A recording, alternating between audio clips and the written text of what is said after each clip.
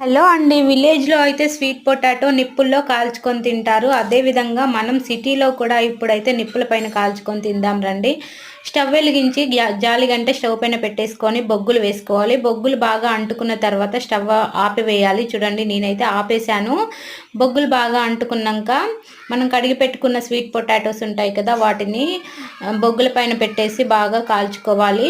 బొగ్గులు చల్లారిపోతూ ఉంటాయి. మధ్య మధ్యలో ఊదుతూ ఉండాలి గాలి. అప్పుడే మనకు బొగ్గులు బాగా వేడిగా ఉండి బాగా వేడి రావటం వల్ల స్వీట్ పొటాటో బాగా కాలుతుంది. చూడండి ఇప్పుడైతే చిన్నగా ఉన్నది కాలిపోయింది. పెద్దది కాలటానికి ఇంకొంచెం టైం పడుతుంది. అలాగే పెద్దదాన్ని లేటుగా పెట్టాను కాబట్టి ఇదైతే లేటుగా కాలుతుంది. ఇంతలో మనమైతే చిన్నదానికి పొట్టు తీసేసుకుందాము.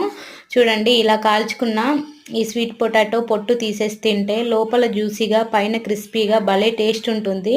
ఉడకబెట్టిన దానికంటే ఇలా కాల్చుకొని తింటే టేస్ట్ బాగుంటుంది. ఒకసారి ట్రై చేయండి. నచ్చితే లైక్ చేయండి.